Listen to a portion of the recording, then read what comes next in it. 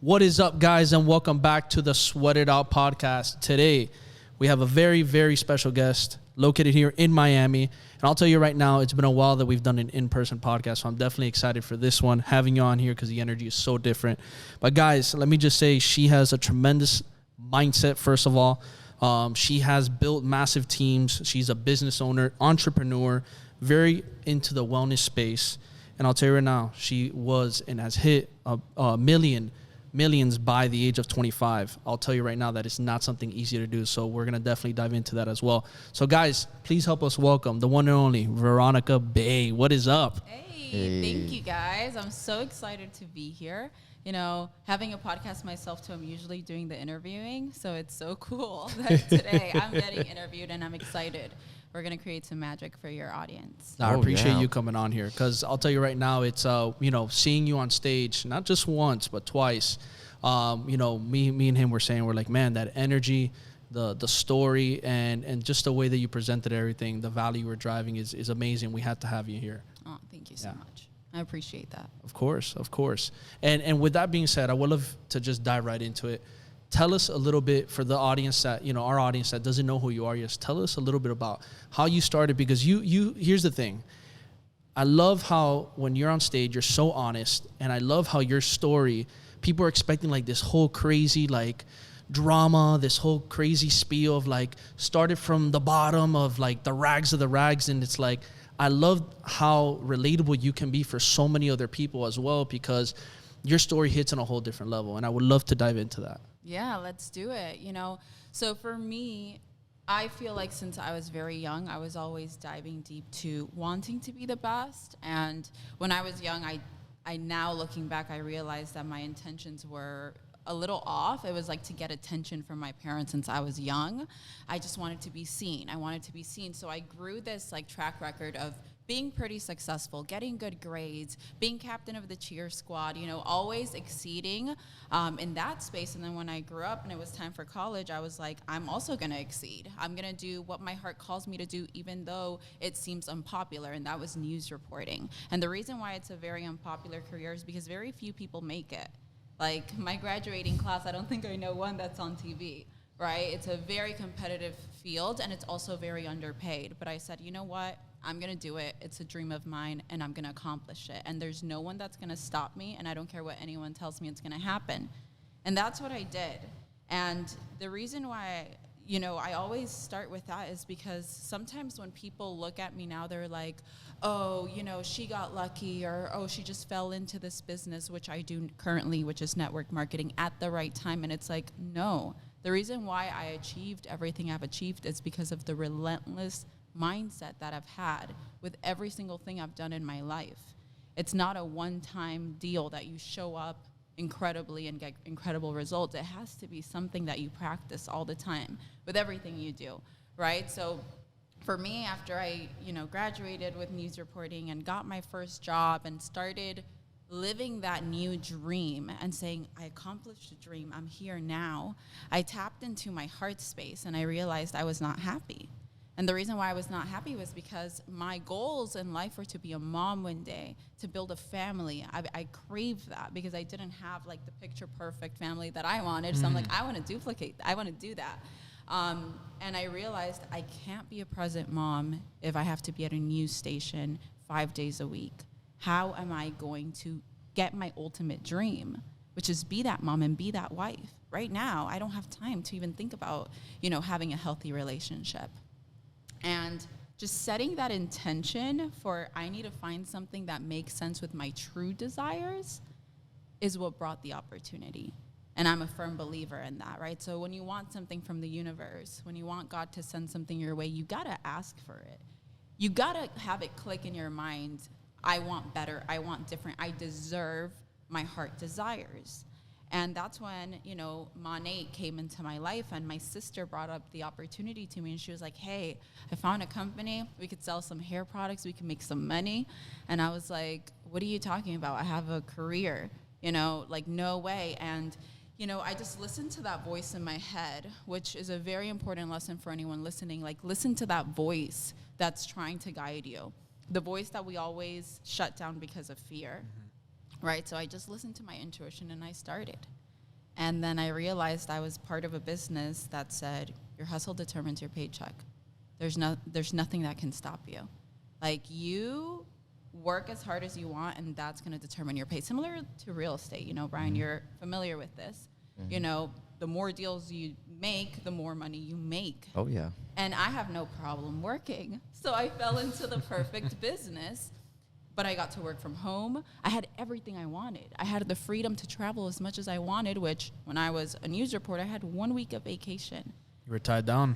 So my story is less about like, oh, you know, all of this. And it was more about, what do you want in life? And go and get it. And have the conviction to follow through with your dreams. Because most people have a dream, but the second it gets hard, they jump ship. That's right. And I refuse to do that. Like, I'm here and I'm committed and I'm going to continue. And I face hardships, but to me, hardships are, like, I already recognize that they're part of the journey. So why should I fear a hardship if it's there for a reason, right? So my journey is, you know, I was a girl that always was fearless. I think that one of my strongest points is my courage. Like, I'm willing to do the things even if they scare me.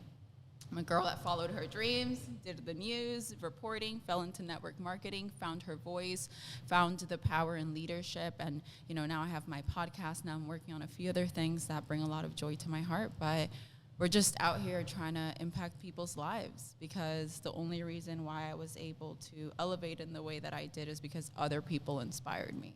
So what we're doing right now is very important, because that's what we're doing for other people. Totally. And that's why I wanted to ask you, because, you know, you're saying relentless. You also talked about listening to that voice in your head. But I'm sure there's people listening to that and asking themselves, well, how do I, first of all, create a relentless mentality? And how am I able to listen to the voice in my head and apply what I'm listening to, what I'm hearing, and then applying it to actual things that I need to do to create the success? What did you do, and who did you have to learn from to get that information and start utilizing those ways of thinking to create the success you have today? You know, I don't believe in idolizing people. Like, you know, some people have like a million people. Oh, they're great, and they need to go to every convention and hear from every speaker. And I'm like, also a therapist. Like, people tell me, because I talk a lot about my childhood trauma and how I overcame it. And they're like, did you have a therapist? No. Like, you know where your downfalls lie. You know where you're dropping the ball. So it's about silencing your mind and getting real with yourself. And, you know, that's what I did. And I had a lot of bad habits, like in high school. Like in high school, you know, before high school, you're already pretty much a grown up there. They were still calling my parents. You know, I was a good student, anchor of the newscast, cheerleader, but I still had bad habits. I had an attitude. And like, I was just my communications, you know, so even when I was a child, I would tell my teachers. All right, now you got to tell us what's one of the worst things that you did in school now. So now that you brought it up, you have to tell us one thing. Oh my God, I did so many. But it was usually just like, well, first of all, like I would, if anyone went to John A. Ferguson, I'll give you the loophole to skipping. Oh, Ferguson, we were right next door. Right. Like, just park in the teacher's parking lot. And every time lunch came, your girl dipped. And Damn. it was like, my parents were just getting called for the most ridiculous things. But I remember one time it rained and I got all poured on and I got late to class. And my teacher was like, Veronica, you have to go to CSI. And I was like, you're taking away an hour of my learning for 1 minute of me being late. Like, the lawyer in me just would wake up all the time. Like, I would try my teachers. They would call my parents. But the worst time was when they called my dad from the CSI room. And they were like, your daughter is giving us a hard time because she says she's cold. She wants you to bring her a sweater. So my dad, I talked to him and I was like, Dad, they're literally making me freeze. Like, this is child abuse. Dad, you have to do something. My dad shows up to the CSI room. Literally, my dad is 5'8". He's a short man. The CSI man is huge. CSI guys is like indoor detention. And my dad tells this guy, step outside. And all the kids are just like, what's about to happen? Oh, Veronica's dad is going to fight the CSI guy. And My daughter's cold. You better give her a sweater. Give her a sweater right now. I was just, listen, guys, I thought that the world revolved around me at one point in my life. And I thought that life had to be fair. And growing up means getting over that idea, because it's not. So when did you realize that life wasn't like that? Yeah, what humbled you in that sense? Honestly, college. I had a religion class, and I thought I was too good for it. I was like, this is a dumb prerequisite. I'm not going to do it. I never read one book. I paid a guy to write an essay for me, plagiarized. I got caught. I failed the class. I was paying my college, and I was working my butt off as a server. So I was like, now I need to work my butt off even harder to pay for this class all over again. And that's when it all clicked. It was like, Veronica, you're a loser. You're trying to take shortcuts for a religion class? Like, you can't read that book? What's wrong with you, girl? Like, tighten up. Like, now your name is on the line. You look like a cheater in the eyes of the world. And I like to take pride in saying, oh, I don't cheat. But you did cheat. And we lie to ourselves so many times. We tell ourselves, oh, we're this person, but then you're really not. Like, if you're not showing up like that consistently, stop claiming that. And I remember when that happened, it just hit me like a truck, and I was like, you need to take accountability. Enough with the victim mindset of it's too much. And I always say this, and a lot of people know me for this saying, but I'm like, you could choose. You could either be a victim or a warrior, but not both. And I think that in the beginning of my life, even when I was succeeding, I was choosing a victim mindset. And I was like, oh, well, you know, like, my problems with my mom, and I'm not seeing enough in this and that. And it's like, girl, everyone has issues. Everyone sitting on this table right now has suffered through the same emotions. We felt pain, fear, anguish, anger, but we're just experiencing different experiences that are triggering that. So it's like, what's the point of making yourself the victim? Other people are going through it too, so you can either cry about it, or you could either keep going and make yourself a better version. And that was it, guys. Like, I just wasn't willing to be the loser version of me. Now, I wanted to ask this because the loser version, I feel a lot of people have that complex, or they feel that way about themselves. Oh, yeah. And especially a new year, a lot of people are writing down their goals, their dreams, and we know that maybe halfway through they'll drop out, and the majority won't even do it. For you, when you were going through your journey, and I love to talk with people and tell them about their vehicle. So you have a goal. What's the vehicle that you're going to use to get you to that goal? And some people need to realize, whether it's a 9-to-5 or doing your own sales or opening your own company, if your goal is to make $1 million, the vehicle is probably the most important things to get you there. So since you are one of the top producers of Monat and you're killing it, what made you join Monat from any other competitor or any other organization? Listen, I was hungry. I needed money. Okay, so when I went fresh from college, I was making $11.50. I had no money. Like, I literally was drowning. And I found an opportunity, and I wasn't doing a million research backup. Who am I to do research on anything when I'm literally, like, I just need help right now? And that's the thing, that so many people need help right now. They're drowning in their million problems, but they're not willing to take action because they want to look and read into everything and make sure that it's the perfect fit. Look, I'm gonna say this. Whoever goes through the drive-thru at McDonald's, are you sitting there saying, I'm gonna do research to see what the hell they put in that burger before I buy that burger and those fries? No.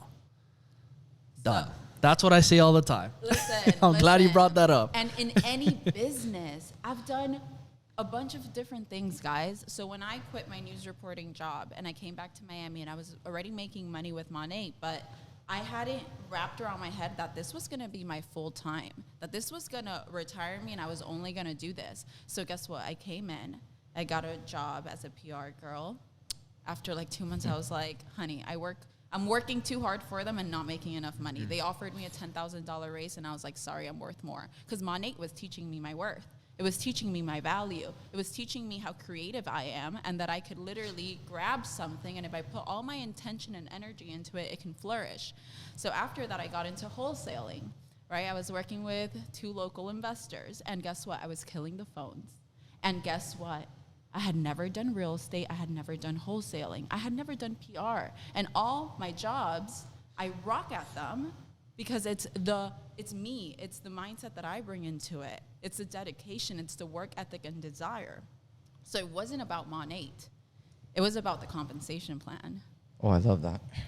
It was about what it could do for me, because what my life was lacking was stability and freedom. And money, although people like to say that it doesn't have power, money literally will make you sleep 100 times better at night. The anxiety that I would have when I had no money, like the anguish that it causes, is no longer there. So for me, I chose Monat initially for the money, not gonna lie, bomb compensation plan. But then I stayed because I found a place where I could innovate. I found a place that I didn't have to be someone else, cookie cutter. Someone tells me who to be and I have to be it. No, I have full freedom here. I'm an independent distributor. And even when my CEO sees me do something that he doesn't like, he really can't tell me much, you know? Like, he'll passively be like, hey, girl, but, you know, at the end of the day, I'm autonomous. And I love that. So I just found what fit me. But it took time to figure that out, and I grew passion through the seasons, through time. And too many people want to be passionate first to start something, and it's like, babe, the passion grows through the time, through the efforts, through the sweat, blood, and tears, through the moments where you think you're about to, you know, fall and crash, and then you get a win, and then you're reminded of your power, and then you're like, hold up, I've got a ton of power. I wanted to say something here because a lot of people, a lot of our viewers here are going through, obviously, entrepreneurship, and they're thinking about doing it. And a lot of people, when they start off, they have a 9-to-5, and then they're doing something on the side. How were you able to balance that, number one? And then number two, when did you realize that Monat was, hey, you know what, my time here is worth way more. I got to put it over here. Because a lot of people have issues in that, where they're making just as much as their regular 9-to-5, doing their side hustle, but they are scared because of the fallacy of it's a fixed income, consistent money. When did you say and figure that out? I just want to tell everyone, believe in yourself. Why do you need someone else to believe in you and pay you when you can get yourself paid? Like, what is that all about? Like, come on, people. Get a mirror, look at yourself, and tell yourself you're a badass, and then go act like one, be one, even when you're scared, right? So for me, I quit my news reporting job 2 months and a half after being in Monat. I wasn't making big girl bucks. I don't even think I hadn't broken 5 figures. But you owned that role. You owned it completely, right? Because I think that's the biggest problem is a lot of people will have that side gig, but they can never own the reality that that's who they are now. And they can't marry that new reality. And I think a lot of people have the issue of they can't unmarry their old version to marry a new version. And I think that's why so many people have a hard time putting all their energy into one area, whether it's their side gig, side hustle that they want to turn into something, is because they don't want to fully own it. I love that. And, you know, when you asked me who I look up to, first of all, one guy that I must mention, Ed Milet. Oof. He's the best love interviewer in the game. When I listen to his podcast, I'm just like gold, gold, gold. But the main consistent person I've looked up to my whole life is my father. And it hasn't been because he preaches to me. It's been because he leads by example. And all I have to do is look at him to know what's right and wrong. And my father, when I was already making money with Monat, but I got the PR job, and then I got the wholesaling job, and I was stressed, of course, because at the wholesaling job, I was showing up from 8 a.m. till 8 p.m., putting in a ton of work for these people because they're getting the real money, not me, but I'm the one making the calls, right? And my dad stopped me, and he's like, hey, you need to humble yourself. He's like, you have an opportunity. He was talking about Monat. I was already driving the earned for Cadillac, etc. And he's like, you have an opportunity that's giving you everything you could possibly want, and you're neglecting it because you feel like you're better than selling shampoo. He's like, you know that there are people that make millions and millions of dollars selling paper, selling anything, and you found something that you're good at, that you're mastering. Value it. And when he told me that, I was like, like, oh my God, that hurt. What's your dad's name? Johnny. Shout out to Johnny. Shout out to Johnny. Shout out to Johnny, and for standing up to the CSI guy. Woo! That's where it started. And my dad is the most like, he won't talk much, but when he talks, you're just like, Stay quiet. yeah, it's powerful.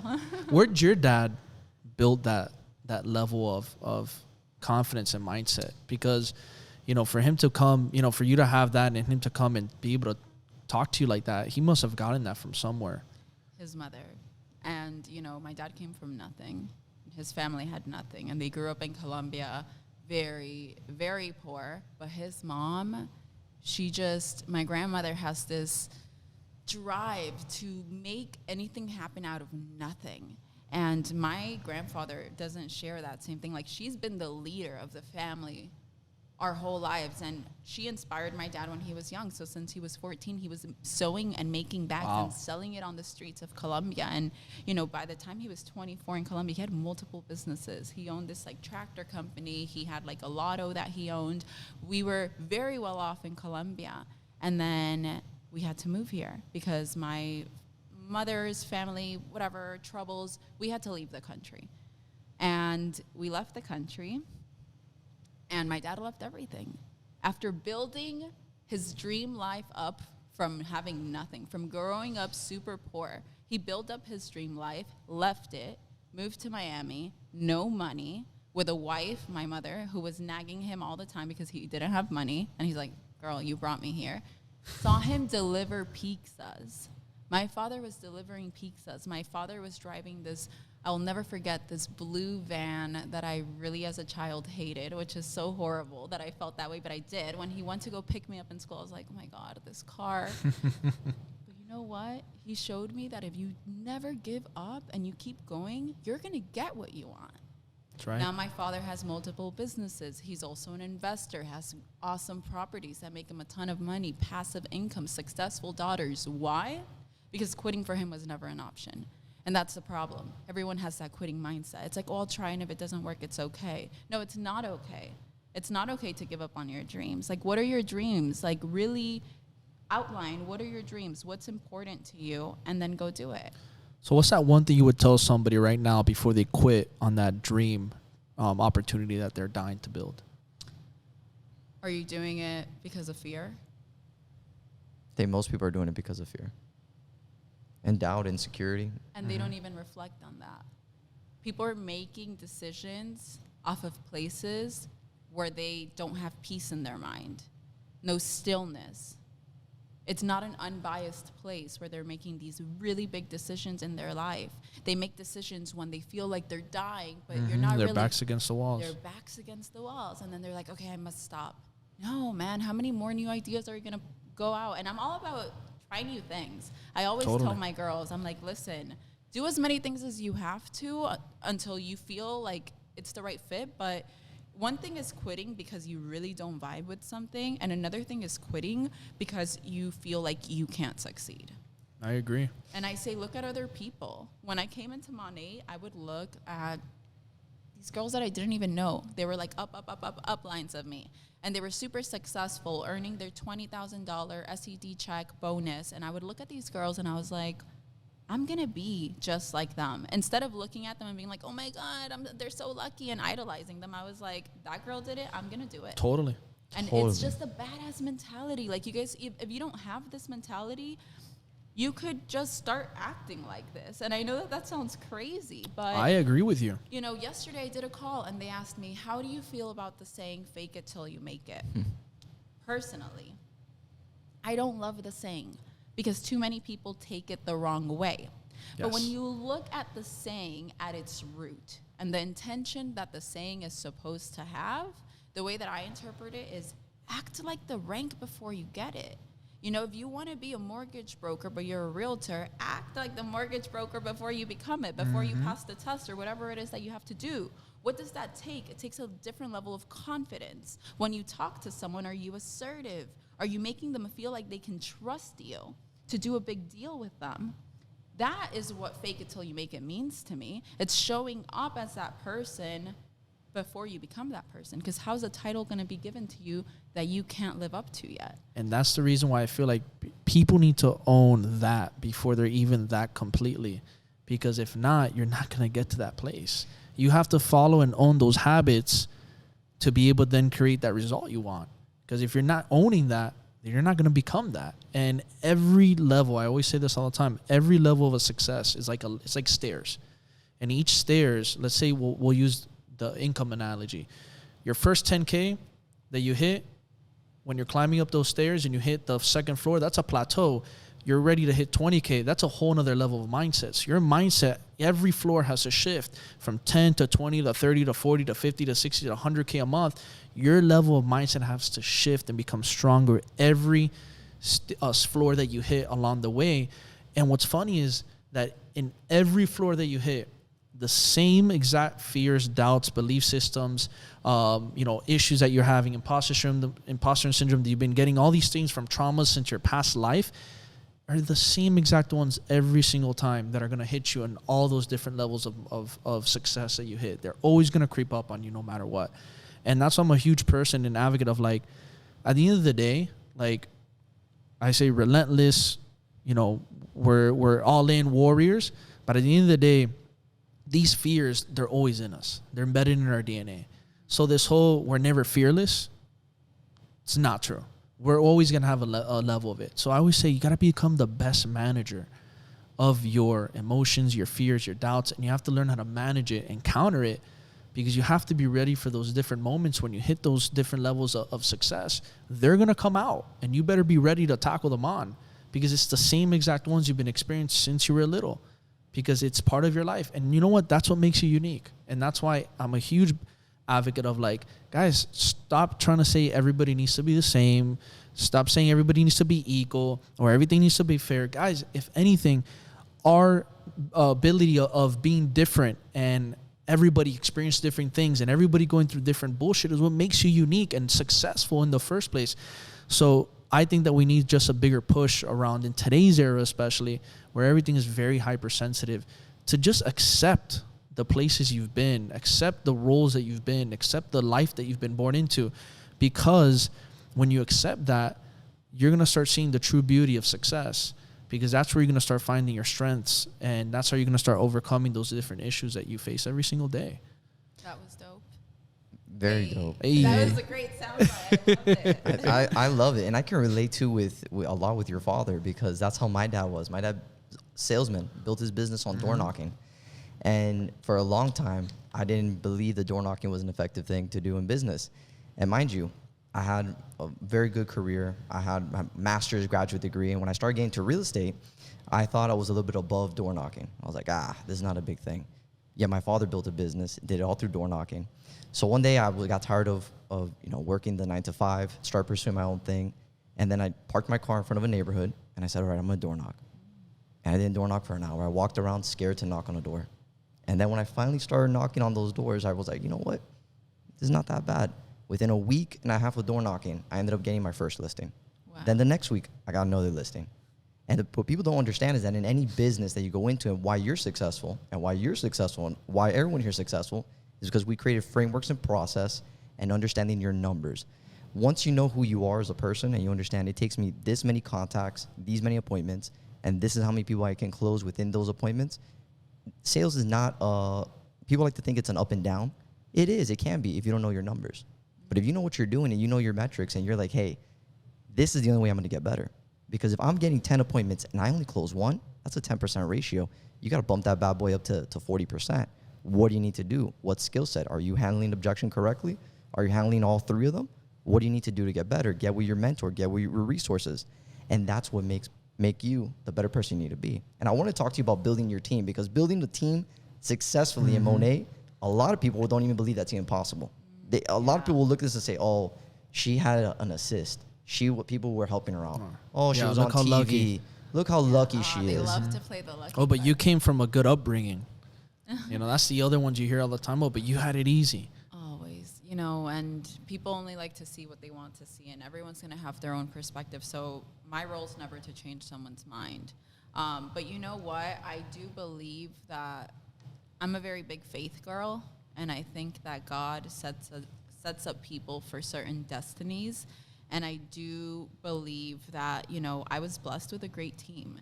And I was blessed with girls that from the beginning were like, we're all in. But here's the shift. And here's something that I've realized through the past 3 years and a half. I've worked with so many people. And I work with some people that look like they have incredible potential, but they work hard for a month, and then they crumble. And I've seen so many different patterns. And then I really analyzed the girls that have came in and been like head-on, resilient, focused, successful. And the people that are going to get success here, they've been prepping for the success that they're going to experience for a long time before they even stepped into here, right? So if you get someone that takes their realtor exam and both people pass, but one person has had a work ethic for 10 years prior. They like to win. They're sharks. Like, they believe that they want the best. And then this other person grew up very passively. They're okay with mediocre. They don't want fancy, nice things. They don't even know what that looks like, and they don't care to know. They've never been exposed to it. They're not going to work as hard. So it depends. When you're growing a team, it really depends on the person and where they've been and where they want to go. Because I could sit here and try to brainwash anyone and mentor them and talk their ears off, but people are not going to change until they want to change. That's right. Big facts. And we're not here to change people. Amen. And that's the first thing I tell people as soon as they sign up with me. I'm like, hey, I'm your mentor. You're the mentee, though. So you need to seek me also. Like, when there's something in your heart, when you've got a question, when you feel something off in your business, I need you to communicate that with me, because I'm not psychic. And something that I've been great at doing is always being a yes woman for my team. If they ask me for a call, if one of their girls ask me for a call, yes, because I'm here to be your support. And I'm here to give you, like, that certainty that you've got the help, but you need to carry your own weight. That's right. And when you set those clear expectations for the people coming in, there's less disappointment, because everyone knows the roles that we're playing. And I feel like people that try and go into network marketing, sometimes they want to convince people and they want to paint this beautiful picture. Hey, you're going to come and you're going to make this amount of money and it's so easy and you don't have to do much. And I'm like, girl, it's hard. I've hit so many milestones and I still work my butt off. My boyfriend comes into my office sometimes at midnight and he's like, girl, go to bed. And I'm like, don't want to. You're on that grind. On the grind. Yeah. Look, and I love that you brought that up, because, it's one of those things, like, even when I've worked with my clients and when I teach them working with the clients, I'm like, guys, you have to understand that we're not going to do it for you. We're here to guide you. I'm the GPS. You're the car. You're in control of your car. I'm just guiding you like a GPS. You have to take control of that steering wheel. I'm not going to do it for you. And the same thing goes when you do that for your clients. And I think when more people can understand that, hey, you're in control, you just have to grab the information and apply it, that's where you're going to create massive success. Wow. And I'm sure with your business, you've seen some ups and downs with people that you decide to work with, but they're not as committed as you. Totally. And it takes a total turn, and you're like, yo, I'm giving you everything, but if you're not applying, how do you see the results? Exactly. And it's so hard as a coach and as a mentor, because you're like, man, I'm giving my all, and this person isn't matching me. They're not. So yeah. So what do you do, like, when you have your teams? You obviously you have your people, and I'm sure you vet out your A game producers, and the ones that you said are maybe a little more passive with it because they feel like, maybe I don't need this right now, or I've just put a little bit of time. How do you distribute your energy, your time? Because I think that's another important thing is, as high performers, you have to, you start seeing who are your A producers, and then you have to see how do I spread my time and energy out with these people correctly, so that way I can pour into those that really want to, like, succeed. What is your way of handling it? How do you handle it? How do you have those conversations with people? And what are your frameworks behind that? For me, communication can't lack in business. Communication has to be the most important thing that we focus on, because we're working with people. And if we're sitting on this same table and a million things are going on in your head and a million things are going on in my head, but we don't know what's going on in each other's head, our energies are going to clash. We're not going to understand anything. We're going to feel confused. We're going to feel trapped, right? And I see a lot of leaders, they're like, oh, my girl is going through this, and I don't know how to tell her. And I'm like, you don't know how to tell her? Open your mouth. Done. Use your voice. That's it. Biggest piece of advice. Yeah. And so many people feel like they're, like, trapped in their business, and it's simply because they're not communicating with the people that they have to. So for me, the most important thing is that communication piece. And, when I have girls coming in and they're not reciprocating the excitement and they're not showing up to the trainings and they're, like, not doing anything like that, if you can't even, like, put excitement into your business for the first month, I'm not going to chase after you. Yep. That's just me. Because I've already tried that method and it doesn't work. The people that don't want it for themselves, like, they just don't want it, right? Then I have, like, my middle girls, which, like, they work hard, but they maybe haven't hit the big ranks, but they're consistent, right? And I watch them. When I'm on social media, aside from creating my content, I'm watching what they're doing. When I feel like someone's falling off, that's your time to come in.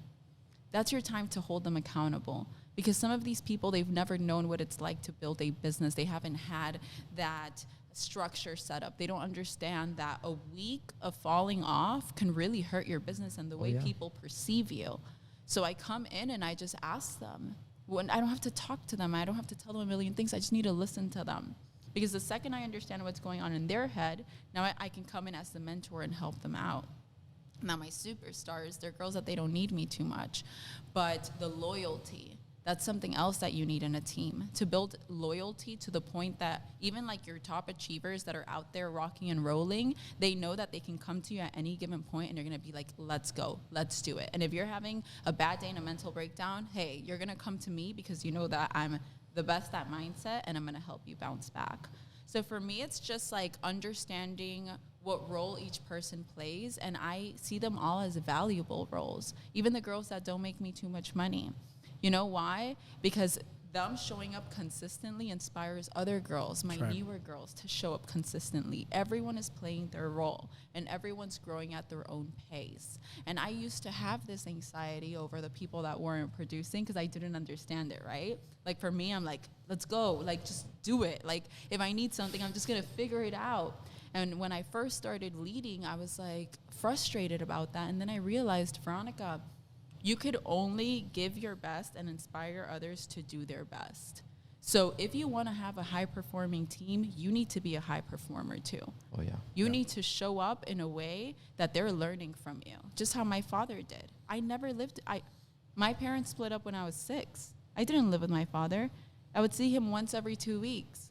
But I just saw him when I did, and I learned from him, and I was inspired by him. So it's not just me. I have 2 other sisters, and we're all successful. So I'm like, he must have done something right. He was a good leader. He taught us by example. So that's the best thing you could do, lead by example. I love that. And it goes to something that I always tell a lot of people when I jump on calls with them or when I'm leading teams. I go, when you're looking to elevate your game and you really want people to follow you and invest in you and work with you, I always tell people all the time, I go, you can't expect others to invest in you if you're not willing to invest in yourself.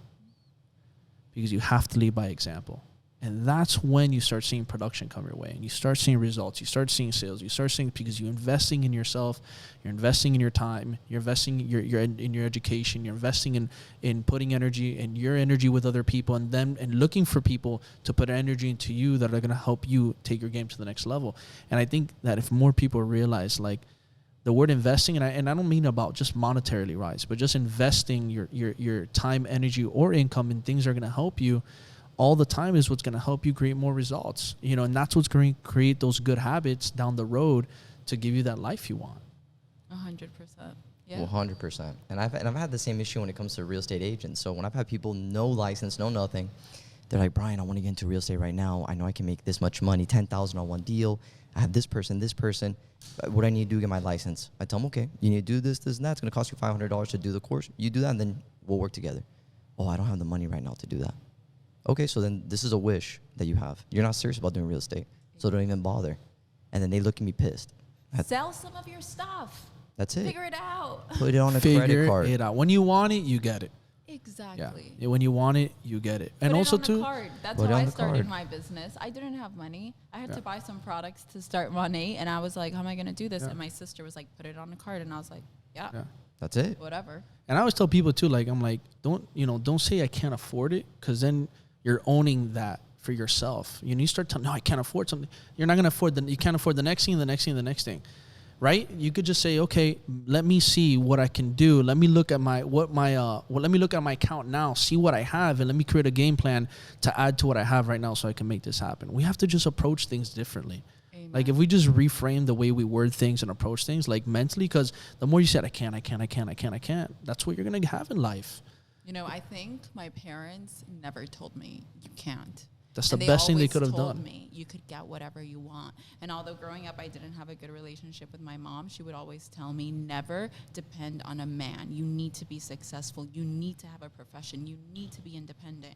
And it's funny because sometimes I was like, she's so annoying, but I feel like that got ingrained in my subconscious. And then when I was growing up and having to figure things out, I always had that you need to be independent. You can't depend on a man. And then all of this unfolded. And, talking about what you just said of not claiming that lack. I had this breakthrough moment with my father when I was in college still, and it was my time to buy my own car, okay? He had hooked me up with my first 2 cars. At the time, I was driving a BMW 3 Series. It wasn't that nice. It was used. And, you know, he was like, hey, I think you need to get a new car, and I think that you should get it yourself. And I was like, what? I was a daddy's girl. Not going to lie, he always took care of us. Not in abundance, but he always let us know whatever you girls need, you're going to have. And that's how I want to raise my children, too. You know why? Because it makes them feel like they can have things in life, right? So my dad's like, time for you to get your own car. I'm not giving you any money, down payment, nothing. I'm in college. I'm a server. And I'm like, okay. I'm like, I'm getting a Toyota. My dad was like, he was like, okay, whatever you want to get. But one day he calls me. He's like, hey, I'm in Mercedes-Benz in Coral Gables. Come through. I want you to see this car. It's not too expensive. This Mercedes-Benz, I forgot the CLA, not a huge class, but super cute, sports edition, whatever. And I look at my dad and I'm like, Dad, I love this car. This car feels like me. It makes me feel like, I love how the car makes me feel. And I was like, but I can't afford it. I was like, this is going to be like too much to pay. And he looked at me. He's like, so you're going to downgrade instead of taking the challenge and working harder so that you could pay for this car?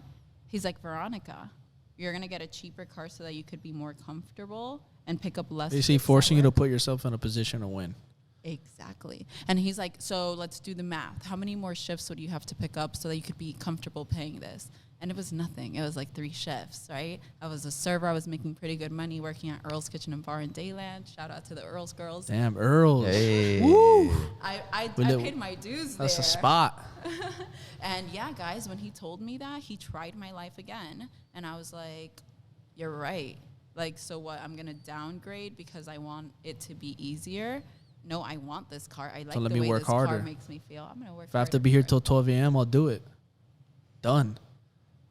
I don't care. I want to live life the way I want to live it. And you know what's funny? Because when you were saying that your dad was saying that, I was actually picturing your dad going through that at a moment in his life. His mother told him that. You see, that was running through my head right now. Oh, that's crazy. I was literally envisioning your dad in your shoes and him being told the same thing. You know, every time we say this story at family parties, you know, sometimes we get redundant with our stories. Yeah. So it always comes up, and my dad's like, you know, that I got that story from my mom. She did it to me, and I did it to you. And I was just like, well, it really changed my perspective on so many things. And I don't think that the opposite mindset is wrong. So my boyfriend's German. We look at money very different, and they like to save a lot and be very conservative and this and that. So it's been cool because we found a middle ground with everything. But I've just shown him how much more freedom you could have when you're not thinking that it's running out. 100%. If you're constantly thinking that your money's running out, it's going to run out. It's going to run out. Be smart about the way you use it. But the way that I see it, we're all going to die, and I want to, like, live an epic life. If I want to take a trip, I'm going to take it. If I could afford it, why should I not? Why should I play small? That's it. And I've taught my dad that. He never used to travel. Now I give him a little bit of my mindset. He's like, I want to see the world like you. And I'm like, let's go.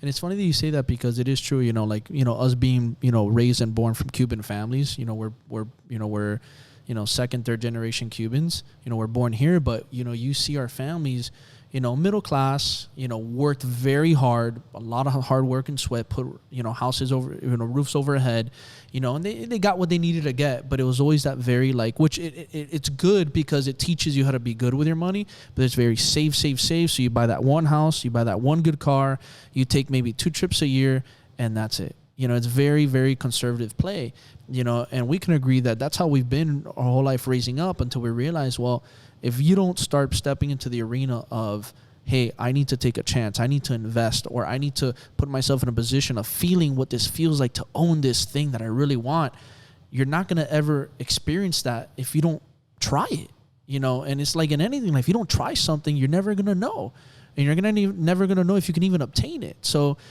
you know, I love that you said that because more people do need to hear that. Whatever end it is, maybe there are people who need the opposite, where it's like, hey, you're going crazy with your money. You need to learn also how to manage it correctly, so that way you could invest into the right things, you know. But, you know, on our end, it was the opposite. We were like, we got to be able to let loose and understand that it's okay to take our money that we saved and put it to work for us. Yeah, and the opportunities come. It's a cycle. Totally. Of, you know, like yesterday in the morning, I had this really bad news and it revolved around money and someone misusing my money and me finding out. And I was just like, you know, a little bit shaken up about it. And then right after, I got that call from my brother-in-law. And he already has Airbnbs. I'm trying to get in. I have an investment property, but I do like long-term rentals because I don't want the stress. But he does Airbnbs already, which I've been wanting to get into, but I haven't because I'm like, oh, so much work. And he's like, hey, let's go in on a deal together. And although that one deal broke off, like we know that we have the partnership that we're willing to do that. So yeah, you're going to have moments where you're like, yo, what's happening? But then something good is going to come if you believe it, if you open the door for it. Because if I would have been stressed about what happened that morning, and it was a lot of money for the average person that we're talking about. My boyfriend came home, I told him about it, and he's like, how are you so chill? And I'm like, what am I going to do? Stress something that already happened? And because I had clarity in my mind and I wasn't highly stressed, when this next thing came along, I could like lean into it and actually listen to the offer and then realize in my head, this makes a lot of sense. Yeah. Because if I was thinking from a lack perspective, I would have been like, no, I want an Airbnb of my own so that I could make the full money. And I would have missed the opportunity of having a partner that already knows what he's doing. And here's the cool thing too, is that just because you lost something doesn't mean you lost. Because if you already knew how to get it the first time, you can get it again. Exactly. There's something that you said that was interesting, and I loved it. And it's something that your dad, that mindset more than ever needs to be applied in today, in this society, in this present moment. Because with inflation going up, prices are going through the roof. You go to a restaurant, you go to a bar, you go buy food, groceries, everything's going up. Yet everyone who's working 9 to 5 has a fixed income. They're all feeling the pain. They're feeling the pain because they've been given a lie of, hey, everything will be fine. Just stay doing what you're doing. Keep working that job. Don't pursue anything on the side. But what happens if you're not taking that risk? What do you end up doing? You end up budging yourself out of your own life, out of your own lifestyle, instead of staying the hill and then fighting. Guess what? The stakes are going up for everyone. Literally, the trays of steak at the supermarket, right? So someone that has diversified their income, has money coming in passively, took the risk because it's scary. It is a risk. It's so scary. Like when I bought my first investment property, I only have one, but it was last year or the year before, I was like, I don't know what I'm doing. I'm a child. Guys, I'm only 26. And when you have a lot of money at 26, when you've made a lot of money, it's almost harder because you don't have the life experience to go behind it. So things are extra scary. Right? But if you don't do it and have trust that things can work out for you, you're just going to remain. That's right.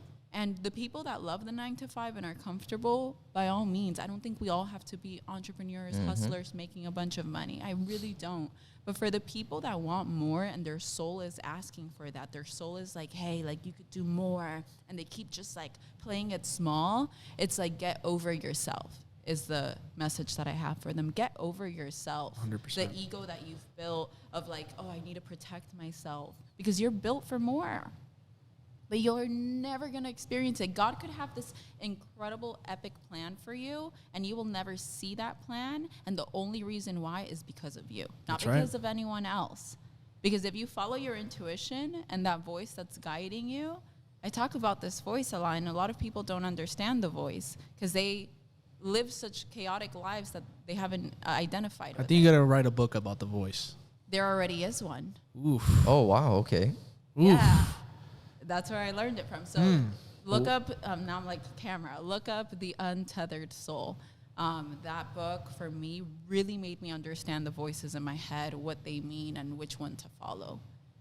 And it's not like, you know, when people start talking about voices in their head, it sounds like a crazy person. But now it's so clear. Now I know when information dropping, I know the intention of why this information's dropping. And when you understand the brain also, you understand, for example, I'm dropping today a reel from a podcast episode of mine, and we talk about imposter syndrome. And if you understand your brain and the fact that it's there to protect you, you would understand that imposter syndrome is so normal. Because anytime you try to do something new or different, your brain is like, we don't know this. You can't do this. Go back, go back, go back. But if you understand the brain, you understand why that feeling comes up and the chemicals behind it that cause it. And now you're like, no, I'm prepared. I'm a boss. I can do this. Boom. The imposter syndrome doesn't go away because we still have this brain, right? This ancient Frankenstein brain.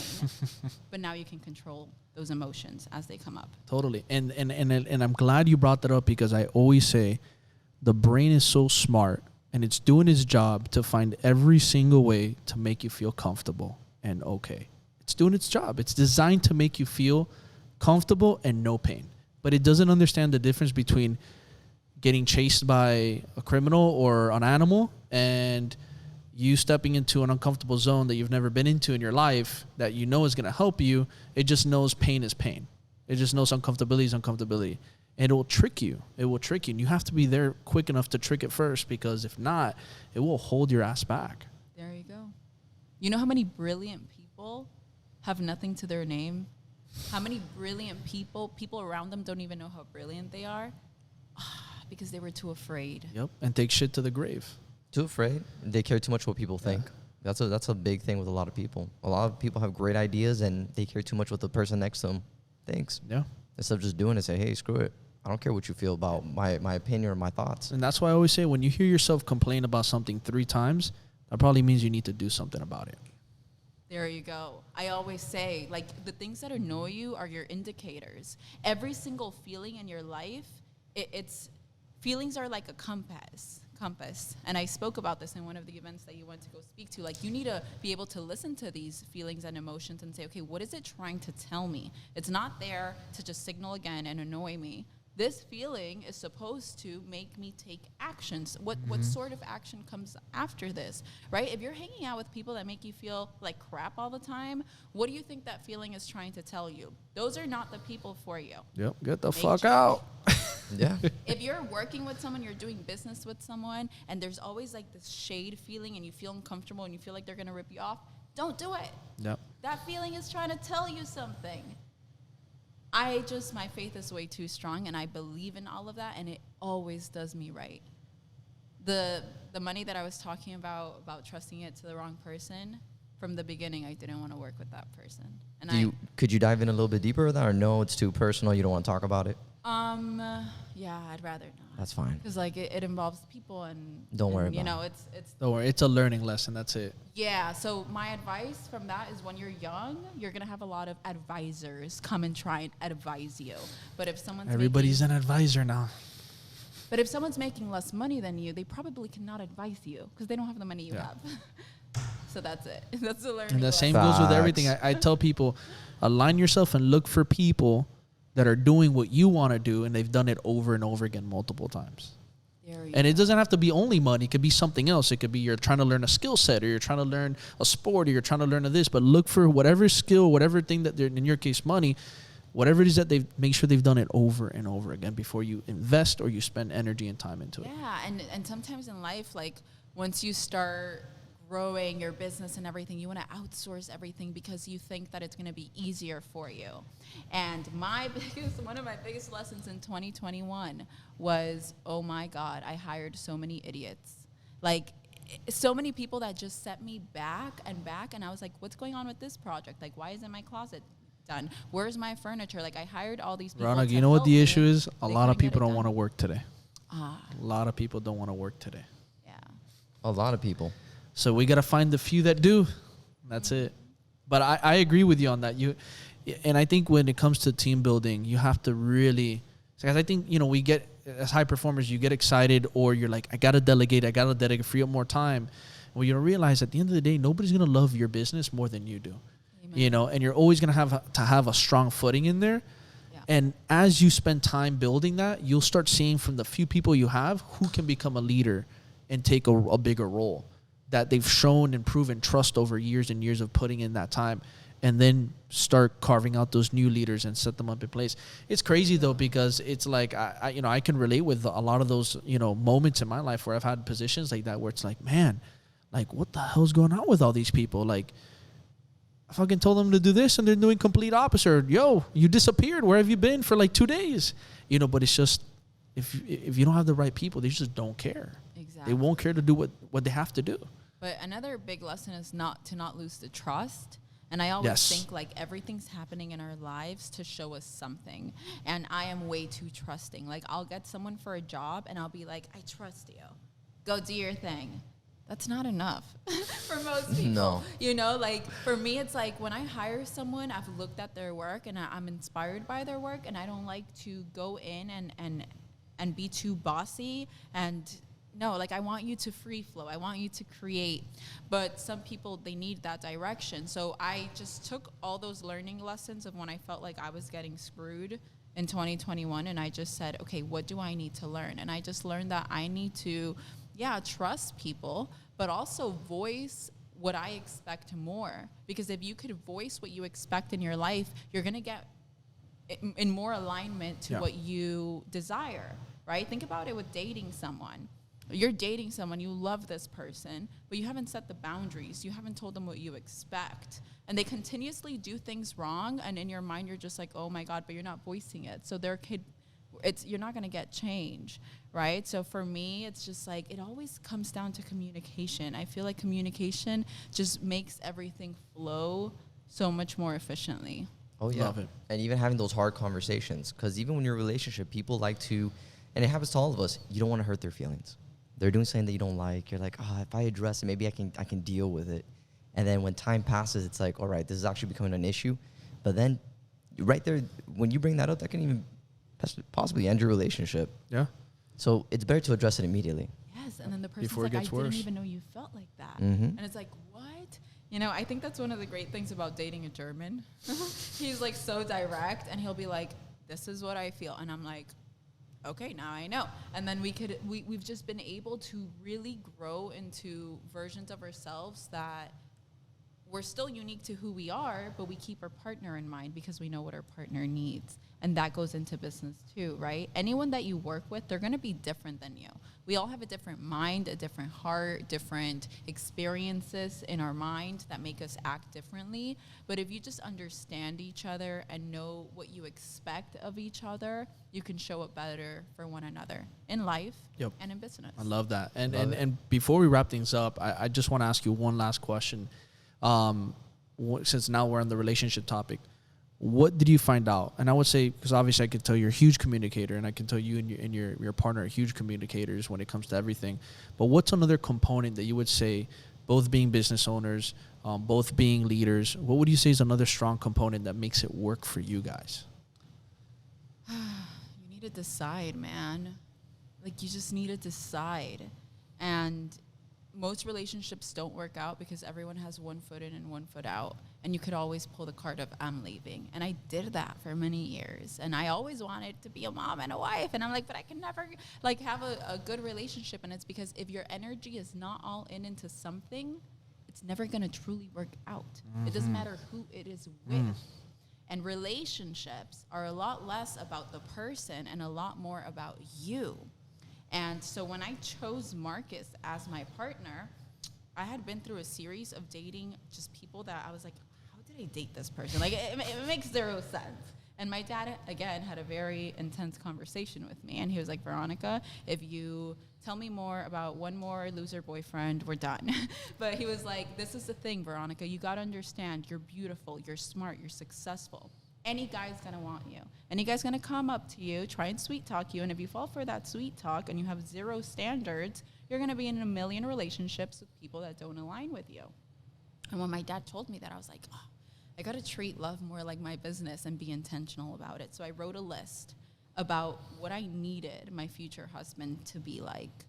And Marcus and I were friends for a year before he wanted to date me. And when he came in from Germany and he was like, we were hanging out, he's like, Veronica, I don't want to be your friend, I want to date you. When he told me that, I was like, ugh, like I wasn't looking for a relationship, but I started thinking about my list and I was like, wait, this would be a great candidate to build a very healthy relationship with. He has the things that I need. He's a nerd like me, loves to learn, loves nature, you know, enjoys the things that I enjoy. This could be beautiful. So we got in a relationship, but I was still the old person that I was, the old woman that would treat like, oh, I don't like that, so bye. You know, and I had to grow up a lot. I had to call myself out and be like, you want to be that dream wife? You have to be the dream wife. To get a ring, so many girls want rings. You can't get a ring unless this guy feels like he can trust you for the rest of his life. So you can't be a nagging wife all the time. Like, you need to look at your man and be like, we're a team, you know? So at some point, it was actually last year, I did a training in Germany, and we highly focused on the reason why I couldn't love people fully, and it all came from childhood, and we resolved all the traumas, and I had intimacy issues, like really letting people into my heart, because I always felt like I had to protect myself. And once I worked on myself, my relationship with Marcus just like flowed so much better, because I wasn't expecting things from him to fill voids for my insecurities. So if you want a healthy relationship, first things first, you got to be a healthy human. A person is not going to make your heart, they're not going to fix your heart. You got to fix your own heart first. So if you're struggling a lot with who you are, work on you, and then when you're healthy, the perfect person will fall in line. And it's funny because when Marcus and I decided to get together, he also had a lot of work to do. But we decided to do the work together. He looked at me and he was like, okay, I see all your hurt, I see all your trauma, and I see when it comes up, why it comes up. And I saw all his stuff, all his insecurities. And we had to look at each other at our rawest forms, at our horrible, broken, done bad things to each other form, and say, are we going to forgive, or are we going to move on and date someone else? And you're always going to have to forgive in life. No matter who you date, forgiveness is part of it, because they're not going to be perfect. They're going to hurt you. We hurt each other all the time without trying. That's right. So love is so complex, because you have to show up as the most selfless version of you. And I had to learn that. I had to learn forgiveness. I had to learn, just truly looking at him as a team and coming in with the mindset of, we're going to work through everything. We're not going to run away. Running away is the easiest thing. And it was my favorite thing to do. And his too. We were mirrors of each other. So it was really dope, because he could understand me and I could understand him, because we came from similar backgrounds. And yeah, I think I said a lot more than one, but I just love Powerful. I love that relationship topic. I love because, it. man, so many It's people important. are looking for love, and they're so In the wrong places too. Yeah, confused, wrong methods, wrong intentions, but they still want that same thing. Like, their heart has that deep desire of, I want to be embraced. But you can't be embraced if you're breaking everything that's on your way. What a way to wrap it up. I really love that. And I think that's thank so you. powerful for everybody here, the different variety of information and value that you brought here today. Because at the end of the day, all those things is what ends up making you successful. And that's what I'm such a huge believer in. If you want true success, you have to find out what are the different levels of fulfillment in your life. Because when you can fulfill those different levels, that's what success is. Whether it's figuring out your health, figuring out your family and friend situation, your loved ones, figuring out your own self-care and your business. And when you can figure that out together and put it together, that's when you can say I'm a successful person. Yeah. Sometimes you see some happy people and you just know that they're happy, right? It's like they're radiating it. No matter how much money they have or whatever, it's just like they've mastered the art of being alive and enjoying this world. And then I see some really rich people and they just feel so broken, and it breaks my heart. So these are good topics. And, if you're at home and you're listening and, you resonated with different points, we love that for you. But also think about, what is the main thing that you need to fix in yourself to get better results? And through every season of your life, it's going to be something different, right? So for me, 2020, business explosion. 2019 even more. Why? Because all my energy was there. I knew I needed to build my empire. I knew that I needed financial stability to feel good. But guess what? 2021, it was all about mending and fixing my heart. Because what's the point of having all the money? What's the point of having, my dream car if I'm again alone, another breakup, because I couldn't work it out in between me and the man that I wanted. So 2021 was all about fixing my heart, and it was breakthroughs. But I knew what I wanted out of that year. I knew that I was ready to do the work to become the dream woman, right? So for those of you at home, what is your intention for 2021? What do you need to work on personally so that your business or your personal life can thrive in the way that you truly want it to? And every year will change. Love that. That's Veronica, amazing. I just want to say thank you so much for coming on the Sweat It Out podcast today and sharing all that value, your life story, you know, the ups and downs, you know, your relationships, you know, and just how you face these different things throughout your life to be able to become the person you are today. And I know somebody or a few people in our audience are going to be able to relate with that, use that, and start creating their own success. So before we wrap it up, where can people find you? Where can they connect with you? And, you know, how can they easily reach out to you? Yeah, definitely. So Instagram, The Veronica Bay Show. Bay is B-A-Y. That's the name of my podcast. Season 3 is back. So every Tuesday. Season 3. Yeah. Every Tuesday we drop a new episode. And yeah, guys, just through my Instagram, usually I'm the most active. I love getting back to people. I love connecting, you know, just the way that we connected online. We are meant to connect with others. So don't be afraid to make the first message or do the, you know, because that's how we create. That's what we're doing right now. We're flowing. So thank you guys so much for inviting me, and to those of you guys that are listening and getting inspired, don't let this inspiration just be for right now. If something was said in this podcast that struck with you, ingrain it in your heart so that next time you're facing whatever hardship it is, you can remember that and act differently and be that new version of yourself. Amen. I love that. Thank you so much, guys. If you got value out of this, you know, please, you know, do me a favor and grab just one single thing from today's episode and just apply it to your life. Not tomorrow, literally the moment you get up out of your seat, wherever you're listening this from, and apply that right there and then. Because the quicker you take an action on it, the more that you're going to create that good habit for yourself and create success. Guys, if you really like this, leave us a like, drop a rating, a review, share this with your loved ones, because the more love you show us, the more love we can show back. Till next time on the Sweat It Out podcast.